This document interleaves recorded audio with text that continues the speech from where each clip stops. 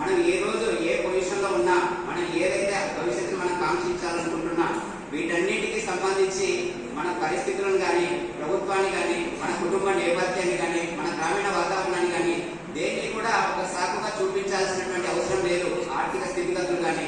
కాబట్టి మనకు కావాల్సిందల్లా ఒక ఆత్మస్థైర్యం, ఒక సంకల్ప బలం, ఈ ఆత్మవిశ్వాసం. ఇవైతే మనకి ఎప్పుడైతే ఉంటాయో దీన్నే స్ఫూర్తిగా తీసుకొని మనము ఆకాశమే అదుగా చాలా పురోగతి సాధించవచ్చని నాకు అది వివేకానంద గారి స్ఫూర్తి నాకు ఈరోజు గుర్తుకొస్తుంది. ఎప్పుడు నేను వాటిని అవలంబిస్తూ ఉంటాను. మరణం.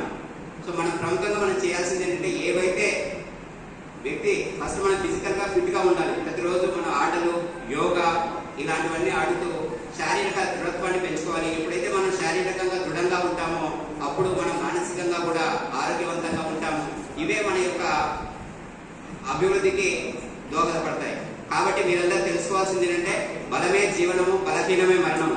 ఇది చూడడానికి ఒకే సెంటెన్స్ ఉన్న చాలా అంతర్లీనంగా చాలా పెద్ద మెసేజ్ ఉంటుంది. మానవ సేవే మాధవ సేవ. చాలా మంది మనము గుడుని పని చేస్తున్నాం, అలా కాకపోతే మనం తోటి వారికి సహాయపడాలి. ఎప్పుడైతే సహాయం చేస్తామో అవి వాళ్ళని అభివృద్ధి, వాళ్ళకి అనుకూలం కాకుండా మనల్ని కూడా చాలా ఉన్నతంగా నిలుపుతాయి. సో ఈ స్ఫూర్తిని ఆదర్శంగా తీసుకొని విజ్ఞాన సేవా సమితి కార్యక్రమాలు చాలా చేస్తుంది. వాళ్ళు ఇలాగే ఈ కార్యక్రమాన్ని మానవ సేవ మాధవ సేవ స్ఫూర్తిగా తీసుకొని ఈ కార్యక్రమాన్ని నిర్వహిస్తూ ఉన్నారు. దాన్ని మరింత ముందుకు తీసుకోవాలని చెప్పేసి నేను మనస్ఫూర్తిగా కోరుకుంటున్నాను.